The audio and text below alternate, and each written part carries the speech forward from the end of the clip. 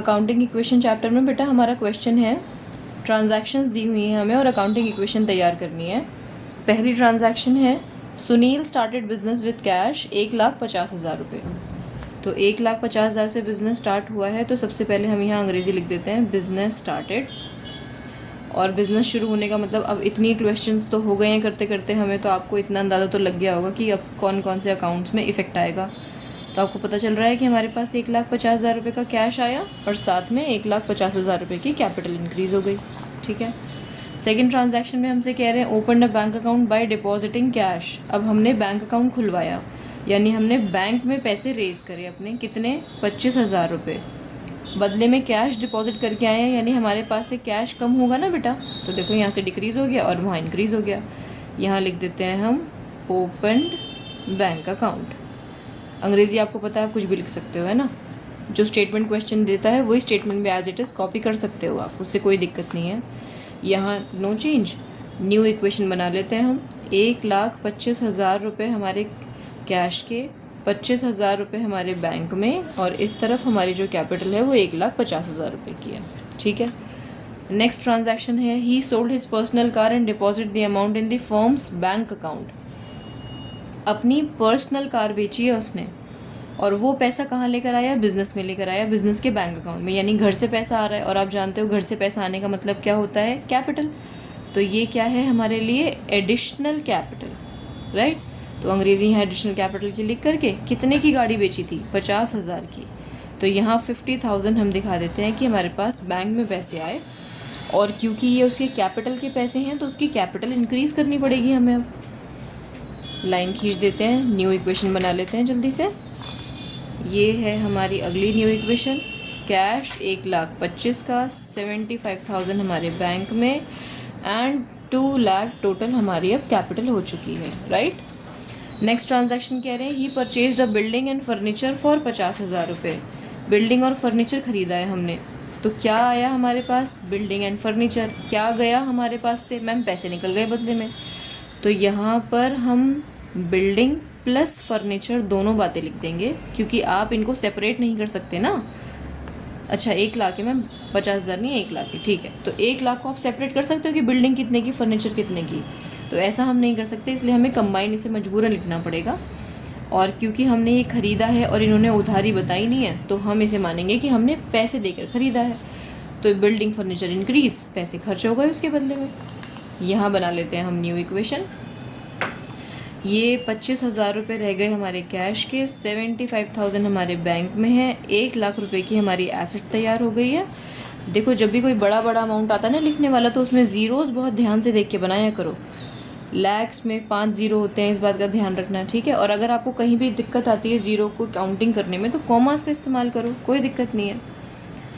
आगे क्या लिखा है, he purchase goods from Ram on credit. 50,000 रुपये का सामान हमने राम से ख़रीदा है उधार पर, यानी आप कह रहे हो कि हमारे पास स्टॉक आया कितने का, 50,000 रुपये का, और क्योंकि हमने ये सामान उधार पर ख़रीदा है बेटा, तो हमारी लाइबिलिटी इंक्रीज़ हो जाएगी ना क्रेडिटर के नाम की। तो यहाँ हमने 50,000 रुपये दिखा दिए। कैपिटल में कोई चेंज नहीं है, बाकी किसी जगह कोई चेंज नहीं है। यहाँ हम अंग्रेज़ी लिख देते हैं, purchased goods on credit. New equation बना ली जाए। ये है न्यू इक्वेशन, 25,000 रुपीज़ कैश, 75, ध्यान रखना बेटा कैश के नीचे ही कैश वाला अमाउंट आना चाहिए, बैंक के नीचे बिल्कुल बैंक वाला अमाउंट आना चाहिए, गड़बड़ी ना हो बिल्कुल भी।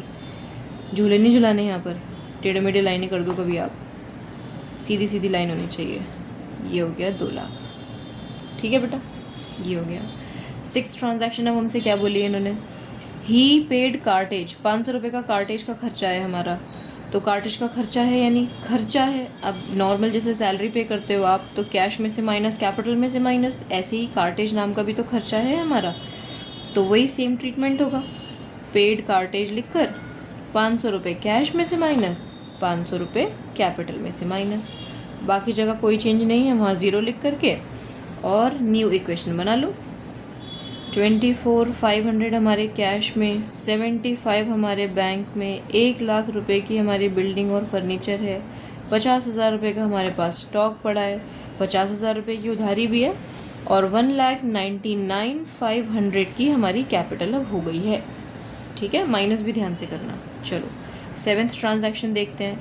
ही sold to Shyam on credit goods costing 6,000 for 9,000।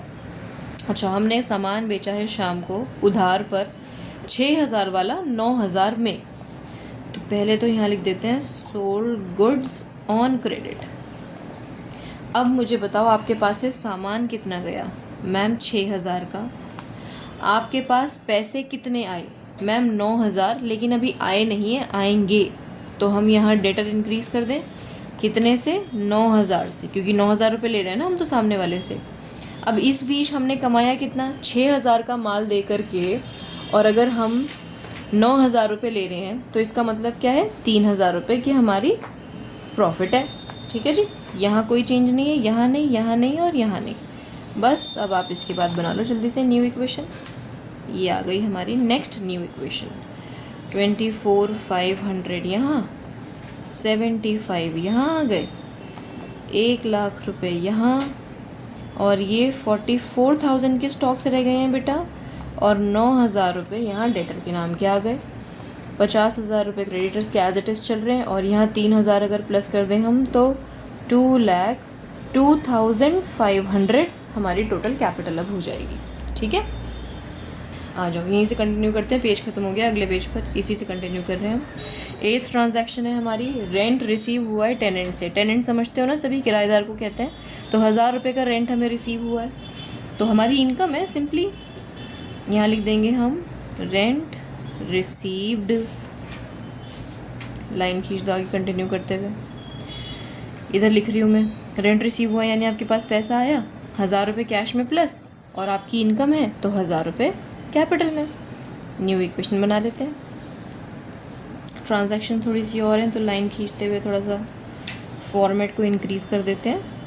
Right, ये आ गई हमारी नेक्स्ट न्यू इक्वेशन। 25,500 कैश, 75, देखो यहाँ चेंज नहीं था, यहाँ चेंज नहीं है। 1,00,000 रुपये आ गए यहाँ, यहाँ चेंज नहीं है।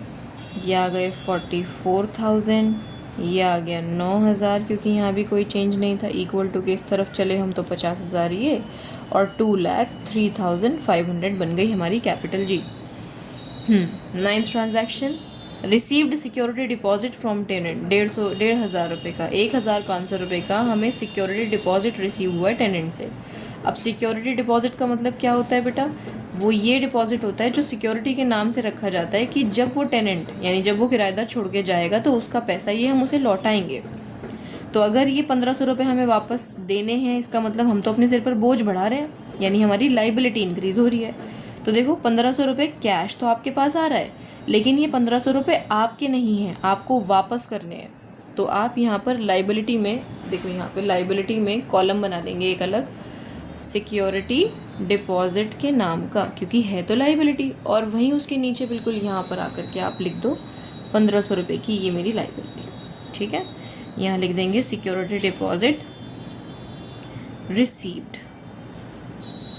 ये कर दिया हमने इसे बैलेंस करने के बाद अगली न्यू इक्वेशन, ये टोटल मिला करके हो जाएंगे 27,000 रुपये कैश में, 75,000 रुपीज़ हमारे बैंक में, 1,00,000 रुपये फर्नीचर और बिल्डिंग के, 44 का स्टॉक, 9,000 के डेटर, 50,000 के क्रेडिटर्स, 1,500 रुपये का सिक्योरिटी डिपॉजिट, एंड 2,03,500 में हमारी कैपिटल आ गई है जी। चेक करते चलना, लाइबिलिटीज़ और एसेट साइड बराबर बैठनी चाहिए। अगला हमसे क्या कह रहे हैं? Purchase stationery for cash. Stationery खरीदी है हमने, खर्चा हुआ है हमारा, हम यहाँ लिख देते हैं 100 रुपये की स्टेशनरी है ना, पैसा खर्च किया हमने और हमारी कैपिटल डिक्रीज़। ठीक है, बाकी जगह कोई चेंज नहीं है। तो न्यू इक्वेशन जल्दी से बना लेते हैं अगेन। ये आ जाएगा 26,900। ये तो आप एज इट इज़ ऊपर से देख देख के लिख लो, बस ज़ीरो की गड़बड़ी बिल्कुल मत करना, बार बार याद दिला रही हूँ। ये हो गया, और ये 9,000 आ गया, ये 50,000, ये 1,500, और 100 रुपये माइनस करोगे आप तो 2,03,400। ठीक है, 11th ट्रांजैक्शन देखो, इन्वेस्ट इन शेयर्स। शेयर्स में 50,000 रुपये लगाए हैं, लेकिन ब्रैकेट में लिखा है पर्सनल, यानी वो ओनर ने अपने लिए लगाए हैं, बिजनेस के लिए नहीं लगाए। तो हमारे लिए तो ये क्या है? Simply drawings. तो हमारे पास से तो पैसे जा रहे हैं 50,000 रुपये और उसकी ड्राइंग हो रही है। तो आपको पता है ड्राइंग का मतलब है कि उसकी कैपिटल रिड्यूस कर देना, आपने कर दी। लेकिन 50,000 रुपये जा रहे हैं, आप देख रहे हो अरे हमारे कैश में तो इतने पैसे हैं ही नहीं। तो जब कैश में पैसे नहीं हैं तो बैंक तो अवेलेबल है, तो आप बैंक में से माइनस कर दो 50,000 रुपये। और वैसे भी लॉजिकली बेटा बात जब देखी जाती है तो जब भी कोई इन्वेस्टमेंट की जाती है तो वो जनरली बैंक से की जाती है। कैश अब किसी इन्वेस्टमेंट में पेमेंट होती नहीं है एज़ पर रूल्स। तो यहाँ पर ये हो गया हमारा कैश। बैंक में कितने पैसे रह गए अब 25,000 रुपये। बाकी सारी चीज़ें सेम चल रही है, ये 1 है, ठीक है। 44,000, ये 9,000, यहाँ 50,000, ये 1,500 और 50,000 यहाँ से माइनस कर दे तो ये बने 1,53,400, ठीक है। इसके आगे क्या लिखा है, आखिरी 2 और बचे हैं, जल्दी से देख लेते हैं। 12th ट्रांजैक्शन है हमारी 3। रिसीव्ड इंटरेस्ट इन कैश, 200 रुपये का इंटरेस्ट हमें कैश में रिसीव हुआ है, तो आप कैश में जोड़ दो, हमारी कमाई है तो कैपिटल में जोड़ दो, सिंपल। इंटरेस्ट रिसीव्ड अंग्रेज़ी लिखते हुए न्यू इक्वेशन दिख रहा है आप लोगों को, न्यू इक्वेशन। 200 रुपये जुड़े तो ये 27,100 हो गए, ये 25,000 रुपये हो गया, ये 1,00,000 हो गया, ये 44 और बेटा यहाँ 9,000, ये 50, ये 1,500 और यहाँ 200 जुड़े तो 154100, ठीक है। 13th ट्रांजैक्शन की बात करते हैं अब हम। इंट्रोड्यूस्ड फ्रेश कैपिटल, अच्छा जी, फिर से एडिशनल कैपिटल आई है, तो यहाँ पर हम कैपिटल जोड़ देते हैं। कैपिटल आई है 25,000 की, यानी कैश में 25,000 जुड़ गए और कैपिटल में 25,000 जुड़ गए। थोड़ा सा और लाइन को खींच लो भाई, क्वेश्चन बड़ा है हमारा थोड़ा। यहाँ आ गई हमारी न्यू इक्वेशन। 25 जुड़ गए इसमें तो बेटा ये कितना हो जाएगा 52,100। हाँ, फिर अगर हम यहाँ बात करें तो 25,000 ये चल रहा है, ये तो आपको पता ही है, फिर आप लिखते चल ही रहे हो इतनी देर से साथ साथ। 9,000, ये 50,000, ये 1,500 और ये 25 और जुड़ गए इसके अंदर, तो ये हो गया 1,79,100, है ना। 1 और ये 9 और ये 7 और ये 1, बिल्कुल ठीक है। एक आखिरी और देख लो जल्दी से। गुड्स डिस्ट्रॉयड बाय फायर, ओहो सामान में आग लग गई, 500 रुपये का सामान जल गया। अब क्या करें, अंग्रेज़ी लिखो पहले तो, कि यहाँ लिख दो गुड्स डिस्ट्रॉयड बाय फायर। सामान में आग लगने का मतलब क्या होता है, सामान कम हो गया हमारा 500 रुपये से, हमारा नुकसान हुआ साथ में, तो नुकसान कहाँ से माइनस करेंगे, कैपिटल में से। लो जी ख़त्म। पैसों में से माइनस मत कर देना गलती से भी, क्योंकि आप सामान जलने की किसी को पैसे को ही देकर आ रहे हो। आपका पैसे अगर नुकसान हुआ है तो नुकसान यहाँ और स्टॉक रिड्यूस होता हुआ दिखा दो। एक आखिरी न्यू इक्वेशन और, फिर उसके बाद आप चेक कर लो कि दोनों साइड हमारी बराबर हैं कि नहीं है। 52,100 कैश, 25,000 रुपये बैंक में, 1,00,000 रुपये की हमारी एसेट्स बिल्डिंग और फर्नीचर की, और ये 43,500 का स्टॉक, 9,000 की डेटर, ठीक है।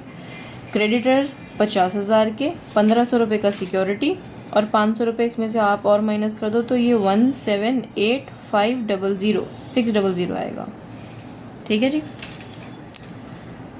1,78,600, यही आनी चाहिए। अच्छा यहाँ पे थोड़ी सी गड़बड़ी हुई थी बेटा, ये 153,400 में 200 जुड़ेंगे तो ये 153,600 बनेंगे ना।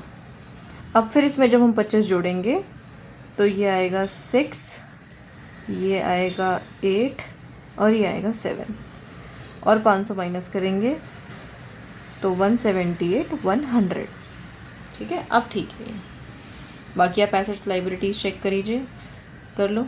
Assets is equal to liability plus capital आ रही है हमारी, फिनिश।